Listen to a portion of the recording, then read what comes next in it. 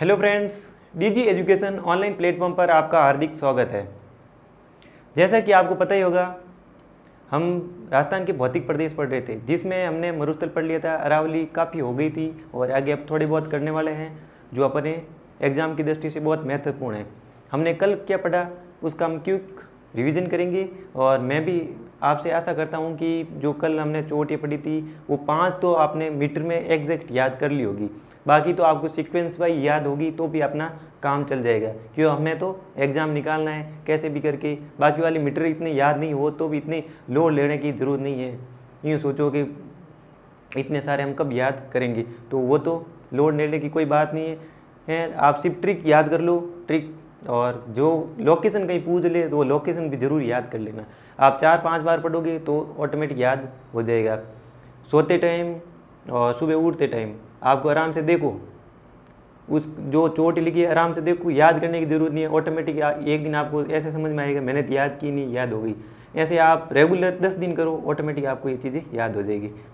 तो हमने कल क्या ट्रिक लिखी थी एक बार मैं वापस बता देता हूँ। हमने देखी थी, ट्रिक देखी थी, गुरु से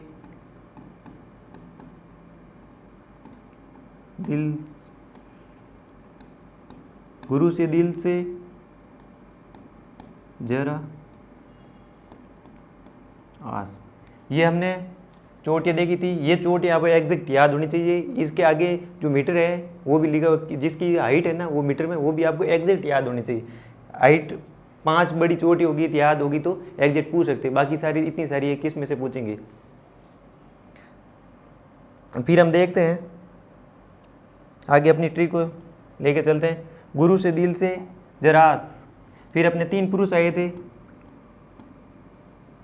कुंभा, रघुनाथ,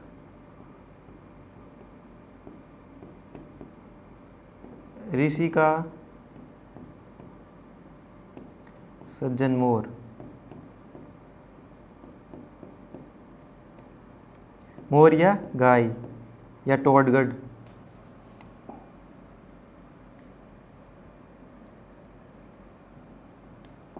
फिर आती है अपनी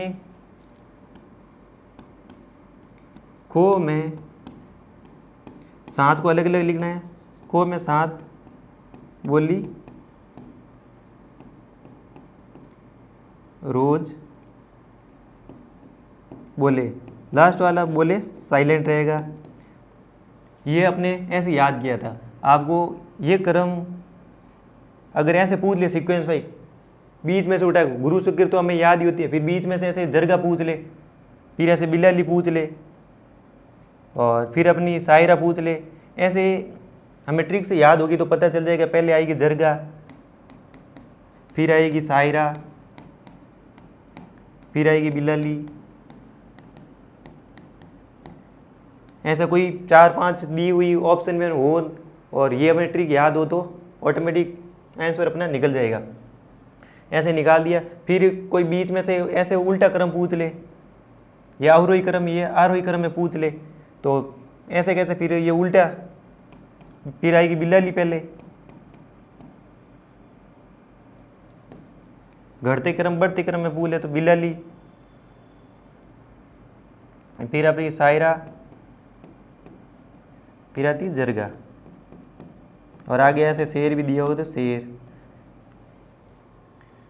इसलिए ये ट्रिक इम्पोर्टेंट है कि ट्रिक याद हो, ऑटोमेटिक अपना यूँ देखते ही क्वेश्चन देखा आंसर निकलेगा, क्योंकि हमें ट्रिक आती है।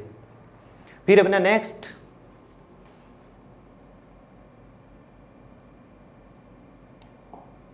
हमने कुछ पटार भी देखे थे। जो उड़िया पटार राजस्थान का सबसे ऊंचा पटार सिरोही में है, 1360 मीटर है। फिर आबू पर्वत, नाम तो पर्वत है पर है पटार। ऐसे ही झूठा बैठा है कि मैं, वो तो राजी बैठा है कि ऐसे खुश होके इनके ऐसे कि मैं तो पर्वत हूँ, पर उनको पर्वत नहीं है, क्या है, पठार है। और लिखते इंग्लिश में भी आबू ब्लॉक लिखते हैं, ना कि आबू माउंटेन लिखते हैं। तो आबू ब्लॉक वो बैतूली संरचना का उदाहरण है, मैंने समझाया था। फिर आता लसाड़िया पठार उदयपुर में, देखते हैं कि जयसमंद झील के पूर्व में है। फिर अपने मैं से है मैसा पठार, मानदेसर पठार अपने चित्तौड़गढ़ में है, वो हमने चीज़ फिर देखा कि कांगड़वाड़ी या करस का पठार अलवर में सरिस्का में। और फिर हमने देखा था ऊपरमाल जो बिजोलिया और भीलवाड़ा, बिजोलिया भीलवाड़ा और चित्तौड़गढ़ भैंसरोड के मध्य हैं, ये इतनी चीज़ें हमने देखी थी। और बाकी अपने भोराट और भूमट भी देखे थे। जो भोराट की हाइट कितनी है अपनी 1260 मीटर और आबू ब्लॉक की 1200 है, तो दूसरा ऊंचा पठार भोराट हो गया। ऐसी चीज़ें आप याद करो, ऐसे मतलब कभी भी पूछ ले कहीं भी, तो आपको जब से एकदम जो बंदूक की गोली है नहीं उसके तरह आपका आंसर निकलना चाहिए। ऐसी कोशिश करो, एक एक आप टॉपिक वाइज करके ऐसे करते रहोगे तो आपको चीज़ें बड़ी आसानी से याद हो जाएगी। नहीं तो फिर आप बड़ी बड़ी चीज़ें देखते हो तो डर लगता है कि इतनी बड़ी चीज़ें हैं हम कब याद करेंगे। तो अगर इतना बड़ा है और चीज़ बड़ी मुश्किल से याद होती है तो इसको इतना इतना कर दो ना, पार्ट में डिवाइड करके पढ़ लो। ज़रूर थोड़ी है कि मैंने पूरा का पूरा कवर करना है, पूरा पूरा ना करके उसको छोटे छोटे पार्ट में डिवाइड करके पढ़ लो। डिवाइड करने के बाद में बड़ी आसानी से चीज़ याद हो जाती है। हम जो कोई चीज़ 10 बार या 20 बार पढ़ते हैं ना तो हमारे परमानेंट मेमोरी में हो जाती है। कभी कभी लगता है हमें याद नहीं पर वो याद होती है, परमानेंट मेमोरी में शिफ्ट हो जाती है। आज हम पढ़ेंगे जो राजस्थान के प्रमुख दर्रे पढ़ने वाले हैं, जिसे हम राजस्थान में नाल कहते हैं। प्रमुख दर्रे और नाल की डेफिनेशन क्या है, आज का अपना टॉपिक है प्रमुख दर्रे, किसमें अरावली है और जो भी है राजस्थान के प्रमुख दर्रे, राजस्थान के प्रमुख दर्रे।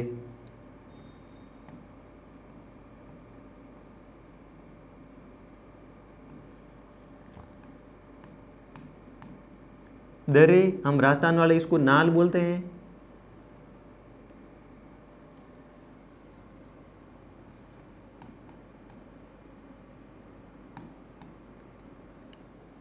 देखो क्या होता है, नाल और दर्रे कैसे बोलते हैं, पहले इसकी डेफिनेशन देखते हैं।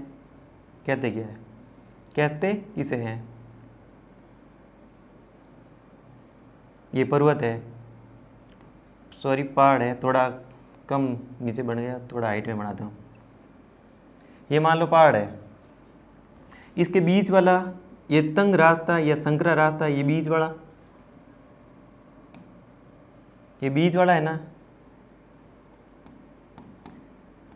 तंग या संकरा या सकड़ा, इन रास्ते को हम बोलते हैं, इन रास्ते को क्या बोलते हैं, हम नाल बोलते हैं। राजस्थान वाले हम नाल क्यों बोलते हैं, देखो अगर हम इसको छोटा करके देखेंगे ना,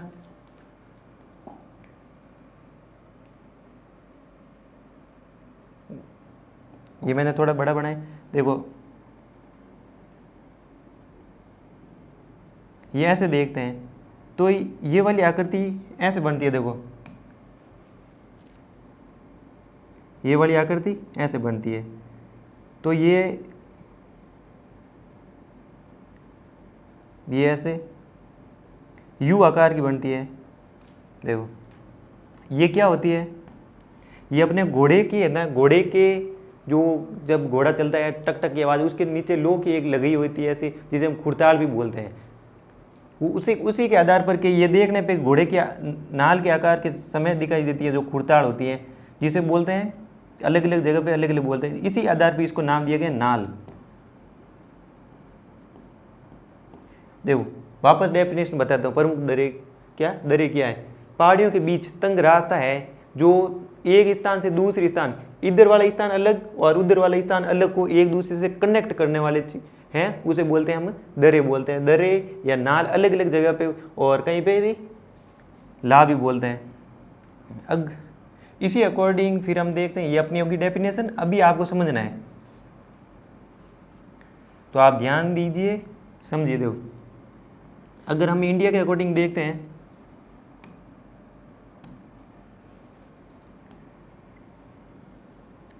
ये इंडिया, यहाँ पे हिमालय है और ये अपना राजस्थान वाला पार्ट है, ऐसे मान लो। राजस्थान वाले में हमें पता चल गया नाल बोलते हैं। नाल क्यों बोलते हैं मैंने समझा दिया। अब देखो अगर हिमालय में के ये दर्रे है ना, इधर वाले इनको बोलते हैं ला, बोलते हैं ला। क्या बोलते हैं? ला। ये हिमालय क्षेत्र में इन्हीं दर्रों को क्या बोलते हैं? ला बोलते हैं। ये तिब्बती भाषा का है, उससे लिया हुआ कि ला बोलते हैं। नाथुलान, लिपुलान, ऐसे करके बहुत सारे हैं यहाँ पे। जब हम इंडियन ज्योग्राफी पढ़ेंगे तो उसमें हम पढ़ेंगे बहुत सारे दर्रे हैं, वो उसको हम बोलते हैं। उसके पीछे क्या लगता है? नाम के पीछे ला लगता है। और अपर क्या लगता है? राजस्थान में ला, नाल लगता है, नाल। और वैसे वैसे दक्षिण भारत में आते हैं पश्चिम घाट वाले, यहाँ पे बोलते हैं घाट बोलते हैं। क्या बोलते हैं? घाट।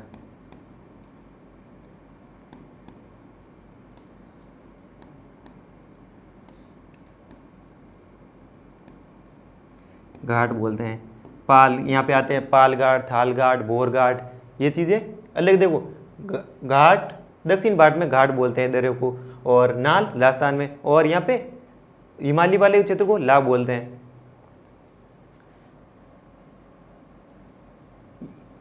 ये अपनी होगी डेफिनेशन। जब इंडिया की ज्योग्राफी पढ़ेंगे तो एक एक दर्रे के बारे में पढ़ेंगे। दर्रे बहुत इंपॉर्टेंट है इंडिया के समय में भी, और राजस्थान वाले थे ही हैं। अभी कर लेंगे राजस्थान वाले के, और अभी करेंगे आपको तो आज करेंगे, थोड़ी टाइम बाद में तो याद हो ही जाएगा, ऐसी मैं उम्मीद करता ही हूँ आपसे। देखो सबसे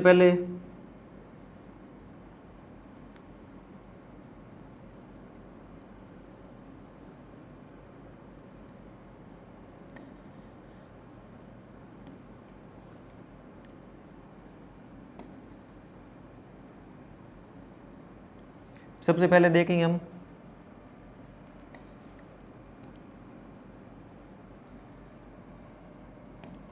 यहाँ पे देखते हैं सिरोही में। आपको अभी समझना है और पीछे आपके लिए लिखे हुए हैं। देख सिरोही में एक आता है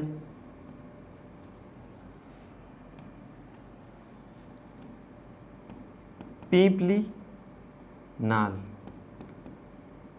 थोड़े से आपको याद हो जाएंगे आराम से, अभी कभी हो जाएंगे, बाद में तो हम कुछ करते नहीं है, सब चीज़ें हाथों हाथ ही करते हैं। देखो सिरोही में पीपली, पी नाल है।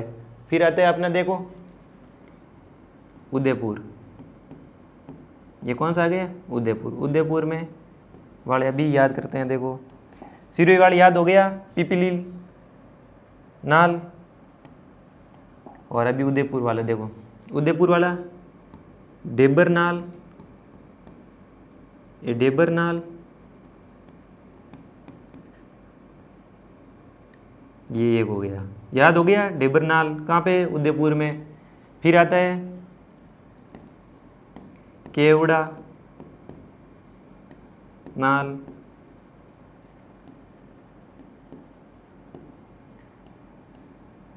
फिर आता है फुलवारी नाल, फिर आता है अपना हाथी नाल। देखो डेबर नाल, केवड़ा नाल, फुलवारी नाल और हाथी नाल, ये कहाँ पे है? उदयपुर में। डेबर की बताता हूँ थोड़ी सी आपको डेबर के बारे में। डेबर क्या है? देखो ये हो गया, क्या हो गया? हमें पता है यहाँ से एक नदी बहती है, कौन सी? गोमती नदी। गोमती नदी,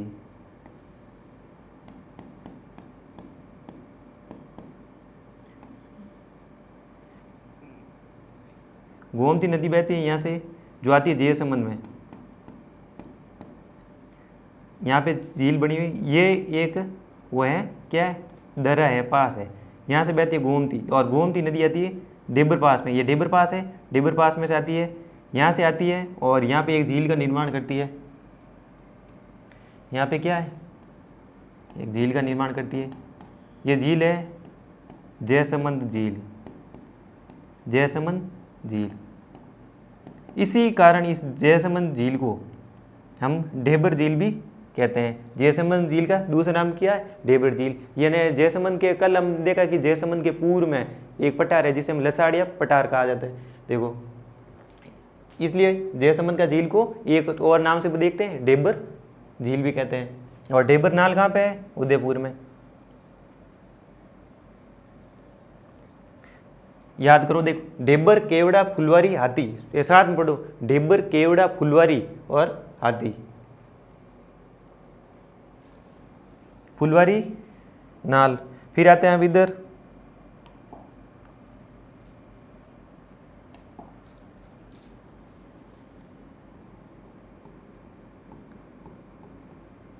अगर क्वेश्चन आ जाए कि सारुदिक दरे कहाँ पे हैं, तो सारुदिक दरे अपने राजसमंद में हैं। दक्षिण अरावली के सारुदिक दरे कहाँ है? दक्षिण अरावली के राजसमंद में है। देखो राजसमंद में इधर गए, फिर राजसमंद से हम ऊपर आए, सॉरी उदयपुर से ऊपर आए, राजसमंद आए। तो राजसमंद में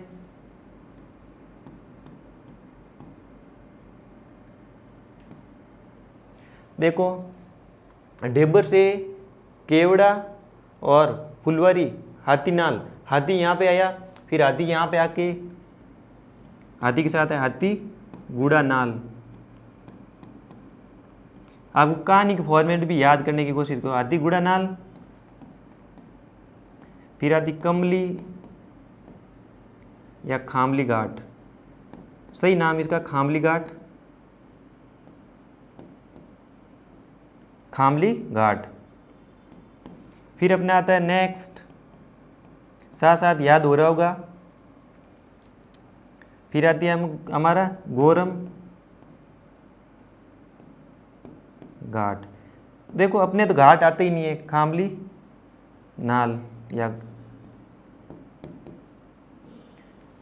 नाल और घाट तो एक ही। फिर अपवाद स्वरूप यहाँ पे भी हम कहीं पे भी लिखते हैं, जैसे गोरम घाट वैसे लिखते हैं, खामली घाट भी कहीं पे लिखा हुआ हो सकता है। अपवाद स्वरूप हम यहाँ पे राजस्थान में भी लिख, अगर कहीं पे घाट लिखा हुआ जाए तो वो अपने राजसमंद में लिख लेना और डायरेक्ट आंख मीच के आंसर में टिक कर देना।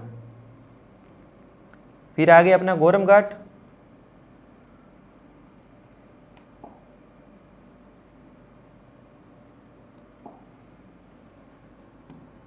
फिर पगलिया या जीवना नाल, झीलवाड़ा भी लिखते हैं कहीं कहीं नाल। ये होती है ना, ये थोड़ी इसमें एक और टर्म्स याद करनी पड़ेगी। ये राजसमंद में, पता है राजसमंद में, तो ये राजसमंद में, ये राजसमंद और पाली के बीच में है, राजसमंद और पाली के बीच। देखो राजसमंद हो गया, राजसमंद देखे तो मेवाड़ हो गया और पाली मारवाड़ हो गया। तो क्वेश्चन आ गया, मेवाड़ और मारवाड़ को जोड़ने वाला कौन सा दर्रा है? पगलिया या जीलवाड़ा नाल, जीलवाड़ा भी बोलते हैं, जीवलवाड़ा। ये अपना हो गया हाथीगुड़ा, कमली या खामली घाट या नाल, गोरम घाट, पगलिया या जीवना नाल, जो राजसमंद और पाली और मारवाड़ के बीच में है। फिर हम थे, देखो पाली आ गया तो पाली, हम पाली के पास जाएंगे।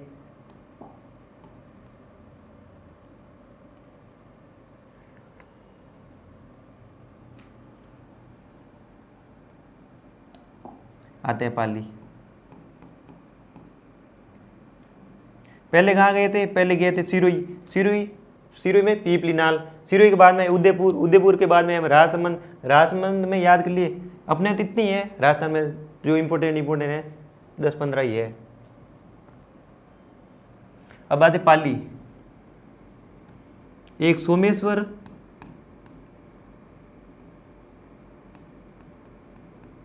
सोमेश्वर नाल, और देखो ये केवड़ा इंपॉर्टेंट है इसमें, तो आप केवड़ा के ऊपर क्या करोगे? Star point. और फिर अपन देखो पाली आता है। देखो एक और इम्पोर्टेंट बताऊंगा, पाली, पाली में एक आता है देसूरी,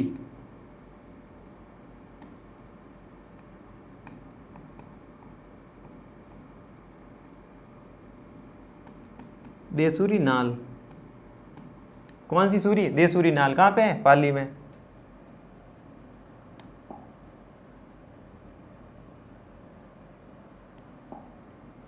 पाली में। तो ये भी इंपॉर्टेंट है, इसके ऊपर भी क्या करोगे आप? स्टार मार्क करोगे। देसूरी कहाँ पे है? देसूरी नाल कहाँ पे है? पाली में।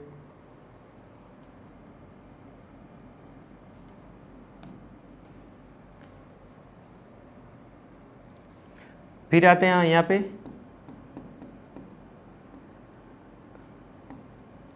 अजमेर आते हैं। देखो पहले कहाँ पे गए थे?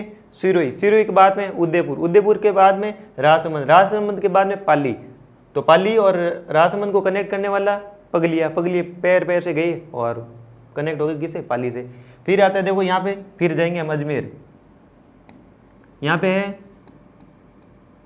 बरनाल। बरनाल जो ब्याउर, अजमेर ब्याउर आगे लिखा हुआ है, मैं ऐसे बता दूँ। बरनाल है जो अजमेर के ब्याउर और पाली को कनेक्ट करता है। फिर पाली से आते हैं हम अजमेर की ओर। अजमेर में परवारिया। कौन सा? परवारिया।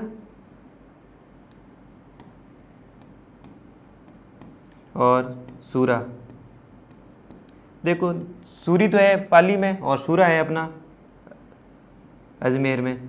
इसके आगे लगा दो नाल। परवारिया नाल।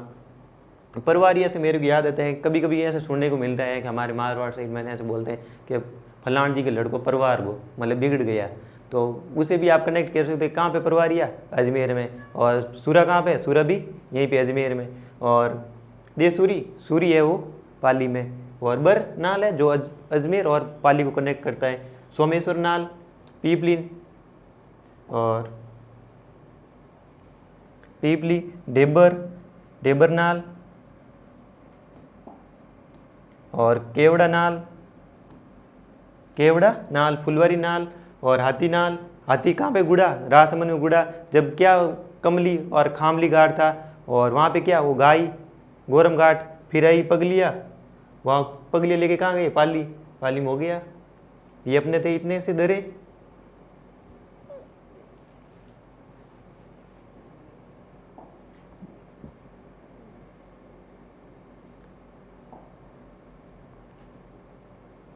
देखो डेफिनेशन लिखी हुई है, आप भी लिख लेना ऐसी कैसी हेडिंग लगा के। अरावली की दरे या राजस्थान की दरे लिख लेना आप।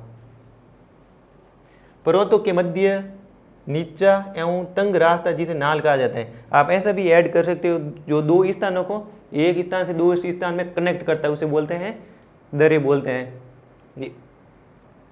अरावली में सारुदिक नाल या दर्रे।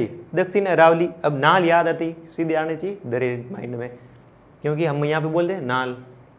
अरावली में सारुदिक नाल दक्षिणी अरावली राजसमंद में पाए जाते हैं। कहाँ पे? राजसमंद में। ये रही आपके सामने।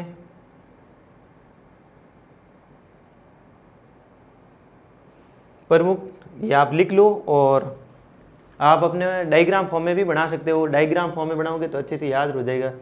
जिलवाड़ा, जिलवा ऐसे भी लिख सकते हो, कन्फ्यूज तो नहीं होगे ना शब्द में थोड़े बहुत। कि नाल व पगलिया की नाल मारवाड़ को मेवाड़ से जोड़ती है। सोमेश्वर पाली देसूरी नाल कहाँ पे? देसूरी पाली मेवाड़ और मारवाड़ से जोड़ती है। और केवड़ा की नाल, केवड़ा कहाँ पे? उदयपुर। फुलवारी भी उदयपुर, फुलवारी उदयपुर। फुलवारी नाल राजस्थान की सबसे लंबी नाल है। गोरम घाट राजसमंद, खामली घाट राजसमंद, बरदरा पाली ब्याउर है जो पाली ब्याउर से वो कनेक्ट होते हैं सीधे, और बर और ब्याउर से कनेक्ट होने वाला है, पाली से जोड़ते हैं। पीपली नाल है सिरोही में। हल्दी घाटी की नाल, ये तो हमें ऐसे याद होते हैं। हल्दी घाटी कहाँ पे? राजसमंद में, ऐसे याद हो जाएगा। फिर हम देखते हैं एक टर्म्स। देखो अपने दरे हो गए और आप भी ऐसे डायग्राम बना के याद कर लेना और लिख लेना। वो अगर थ्योरी बेस पे, थ्योरी में डायरेक्ट नहीं लिखे, सीधे ऐसे लिख दो तो भी काम चल जाएगा अपना। फिर हम एक चीज़ देखते हैं अभी, अरावली की इंपॉर्टेंस देखते हैं। अरावली की इंपॉर्टेंस क्यों देखते हैं कि कुछ ऐसे भी आते हैं हमारे क्वेश्चन कि हमें 4 ऐसे दिए होते हैं ऑप्शन, 4 ऑप्शन दिए होते हैं, चारों को ऑप्शन में से बड़ी बड़ी लाइन दी रखी है और उसमें से आपको सत्य असत्य निम्न में से कौन सा नहीं है। जब आप तभी कर सकते हो वो जब आप मान लो अरावली का टॉपिक चल रहा है। अब अरावली के बारे में आपको पूरी की पूरी नॉलेज होगी, तभी आपको पता चलेगा कि अरावली के संदर्भ में ये चीज़ें हैं। तो आप कथन के फॉर्मेट में करने के लिए, समझने के लिए मैं अरावली का इंपॉर्टेंस बता रहा हूँ, ताकि कोई आप क्वेश्चन आए और आराम से कर सको। पूरी नॉलेज होगी तभी ये क्वेश्चन बेस होगा, इसलिए मैं थोड़ा अरावली की इंपॉर्टेंस बताता हूँ। अरावली का महत्व देखो, अरावली का महत्व देखते हैं तो अरावली हमारे मरुस्थल को रोकती है। कैसे? ये अपनी अरावली है, मरुस्थल ईस्ट वाला पार्ट है, पश्चिम वाला पार्ट, और पूरी भाग ये तो पूरी यहाँ पे क्या पूरी मैदान है। ये मरुस्थल को मार्च इस तरफ होने से बचाती है, नहीं तो मरुस्थल इस साइड भी बढ़ जाएगा। मरुस्थल का मार्च किस साइड हो रहा है? अब देखो समानांतर इस साइड बढ़ रहा है, मरुस्थलीकरण को रोकता है। ये एक अपना हो गया। अगर क्वेश्चन आ जाए कि अरावली मरुस्थलीकरण को रोकती है, हाँ सर रोकती है, ऐसे 4 में दिए होते के एक अपना हो गया क्या अरावली मरुस्थल को रोकती है, तो अपना एक जो कॉन्सेप्ट है वो तैयार हो गया कि हाँ रोकती है। नहीं तो मतलब ऐसे भी मानते हैं कि ये जब यहाँ दरे या पास ऐसे होते हैं ना, उससे भी के मरुस्थल का मार्च होता है। पर वो अभी आप ऐसे ध्यान रख लो कि यहाँ पे जो अरावली है वो मरुस्थलीकरण को रोकती है।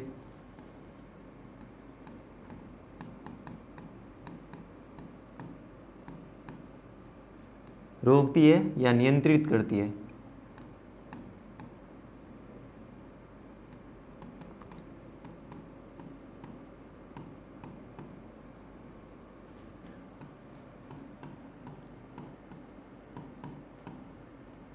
अरावली मरुस्थलीकरण को नियंत्रित करती है। फिर अपना सेकंड आती है, सेकंड टॉपिक का मतलब नंबर आता है, पॉइंट आता है, इसमें सार्वधिक जैव विविधता पाई जाती है। क्या पाई जाती है? अगर सार्वधिक जैव विविधता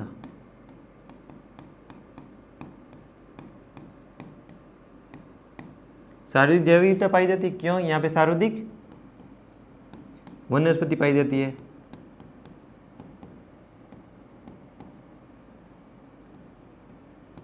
अगर क्वेश्चन में दिया हो रहा है कि निम्न में से कौन सा कथन सत्य असत्य ऐसे भी आ सकता है, तो 4 स्टेटमेंट अभी हम और देखेंगे, उसके बाद में थोड़े बहुत क्वेश्चन करेंगे।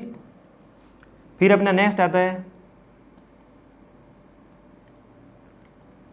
अरावली जल विभाजक का कार्य करती है।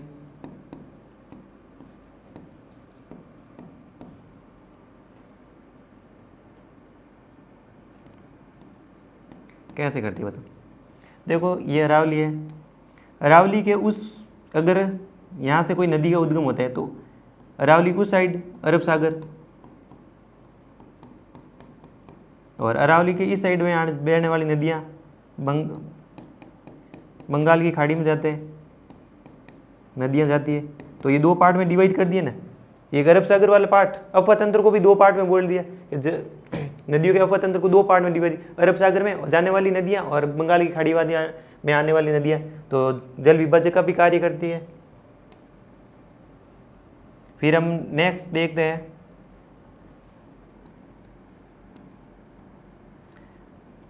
अरावली में धात्विक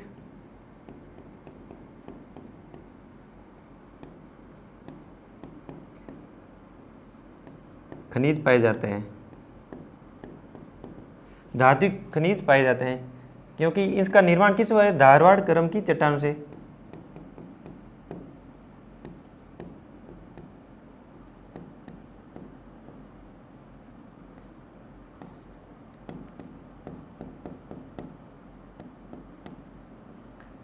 फिर देखो धात्विक खनिज पाए जाते हैं और धारवाड़ क्रम की चट्टानों के कारण इसका अरावली का निर्माण किस धारवाड़ क्रम की चट्टानों से हुआ है। धात्विक खनिज वो होते हैं जैसे सोना चांदी टंगस्टन वगैरह, ये सब धात्विक खनिज इसमें आते हैं।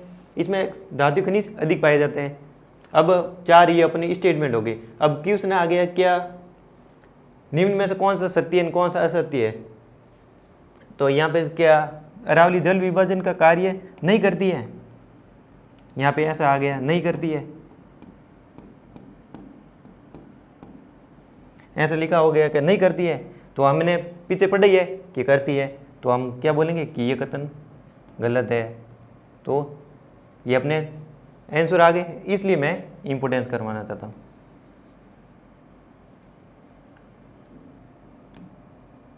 ऐसे क्वेश्चन बनते हैं स्टेट फॉर्म में। फिर हम नेक्स्ट देखते हैं, नहीं तो आप सोचोगे कि क्या ये गाता गा रहा है। ऐसे क्वेश्चन बन सकते हैं, इसलिए आप ध्यान से देखो। फिर हम देखते हैं ये पर्यटन स्थल भी है, यहाँ पे है जैसे आबू हिल्स वगैरह, पर्यटन स्थल के लिए भी पर्यटन को भी आकर्षित करती है यहाँ पे। तो वो करती है, हमें पता है कि आबू में जो पहाड़ है वहाँ पे कितने सारे पर्यटन जाते हैं, उसके संदर्भ में भी हम देखते हैं। फिर हम देखते हैं इसके और इम्पोर्टेंस में, इसे योजना प्रदेश भी कहा जाता है। किसे? अरावली को योजना प्रदेश। योजना प्रदेश क्या है? देखो अरावली रीजन में जो भी प्रदेश, जो भी डिस्ट्रिक्ट, जो भी क्षेत्र आता है ना, उसके लिए जो अपना बजट घोषित होता है उसमें जो झीलें, जैव विविधता, इन सब को बचाने के लिए, संरक्षण के लिए अलग से स्पेशली जो योजनाएं बनाई जाती है, जिसके लिए स्पेशली बजट पास किया जाता है, जो और सरकार अपने प्रयास किया जाता है, बजट खर्च करते हैं, पैसे खर्च करते हैं, उसके लिए इसको नाम दिया क्या? योजना प्रदेश भी कहते हैं। किसको? अरावली वो कहा जाता है, ये मैंने बताया था। है अभी योजना प्रदेश भी कहते हैं। और इसमें एक स्टेट आता है, स्टेटमेंट और आता है, देखो नवीनतम वो प्राचीनतम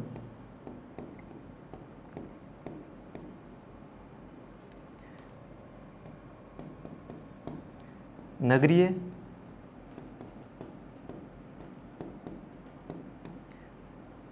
नवीनतम एवं प्राचीनतम नगरीय सभ्यताओं की जननी है। देखो प्राचीनतम गिलूंड वो चीज़, एंड नवीनतम तो अपने जयपुर, उदयपुर ये सब हो गए, और प्राचीनतम भी हम देखते हैं कि गिलूंड वो चीज़ यहाँ पे आहड़ वगैरह यहाँ पे है। किसमें? अरावली में। तो किसकी? प्राचीनतम नगरीय सभ्यताओं की भी ये जननी के रूप में है। इतने हमें स्टेट ये अपने पॉइंट याद हो जाएंगे, तो कोई भी क्वेश्चन आएगा तो हम आराम से कर सकते हैं। फिर इसमें से और कुछ हमें याद होंगे तो ऑटोमेटिक हम निकाल सकते हैं। देखो फिर अपना नेक्स्ट आता है जो आपके लिए है, अरावली का महत्व। अरावली मरुस्थलीकरण को नियंत्रित करती है? हाँ करती है। ऐसे अगर नहीं करती है तो क्वेश्चन में हमें यह पता ही है, याद होगा कि मरुस्थलीकरण को नियंत्रित करती है या रोकती है, तो कर सकते हैं हम। अरावली में जैव विविधता सर्वाधिक पाई जाती है क्योंकि यहाँ पे वनस्पति सर्वाधिक है। राजस्थान की अधिकांश नदियों का उद्गम अरावली से होता है। अधिकांश, ये देखो अधिकांश है। अगर ऐसा ही क्वेश्चन आ जाए कि राजस्थान की सभी नदियों का उद्गम क्या अरावली से होता है, तो नहीं, सभी नदियों का नहीं होता है। किसका होता है? अधिकांश का होता है। और अरावली को राजस्थान की जल विभाजक रेखा भी कहा जाता है क्योंकि ये बंगाल की खाड़ी और अरब सागर के अफा तंत्र को 2 पार्ट में डिवाइड करती है। ये आप ऐसे कैसे इसको लिख लेना। फिर अपना नेक्स्ट आता है, देखो क्या बता दिख रहा है। फिर अपन देख नेक्स्ट आता है, अरावली क्षेत्र में धात्विक खनिज अधिक पाए जाते हैं क्योंकि अरावली का निर्माण धारवाड़ चट्टानों से हुआ है। हम देखते हैं कि पेट्रोल तो निकलते नहीं वहाँ पे, तो पेट्रोल कहाँ पे निकलते हैं? मरुस्थल में निकलते हैं, अपने बाड़मेर साइड में ज़्यादा अधिकतम। कोयलान कहाँ पे निकलता है? वहीं पे निकलते हैं। तो धात्विक अधात्विक खनिज में भी खनिज का चैप्टर पढ़ेंगे तो आपको बताएंगे स्पेशली। अरावली को जनजातियों की शरण स्थली कहा जाता है। यहाँ पे भील, डामोर जनजाति, मीणा वगैरह यहाँ पे निवास करती है, इसलिए बोलते हैं कि ये जो जनजातियों का शरण स्थली है। अगर क्वेश्चन आ जाए कि अरावली है जो जनजातियों की शरण स्थली है, तो हमें याद होगा तो हम कर सकते हैं आराम से। अरावली को प्राचीनतम सभ्यताओं आहड़, गिलूंड, बेराट व नवीन नगरीय सभ्यता जयपुर, अजमेर, उदयपुर की जननी कहा जाता है। अरावली को राजस्थान का योजना प्रदेश कहा जाता है। इसमें लिख देना क्योंकि कि इसमें जो झील वगैरह आती है उनके जो जैव विविधता को बचाने के लिए स्पेशली सरकार खर्च करती है बजट में से, उसके आधार पर इसको नाम दिया गया योजना प्रदेश। आज हम पढ़ने वाले हैं इतने ही, और आराम से देखो कितने हुए, थोड़े से तो हुए हैं, और कल हम यह वापस रिकॉल करेंगे तो 2 मिनट का भी काम नहीं है। तो इसलिए आप आराम से इसको नोट्स बनाइए अपने लहजे में और याद कीजिए 2-3 बार, आपको याद हो जाएंगे। और मिलते हैं कल, तब तक के लिए धन्यवाद।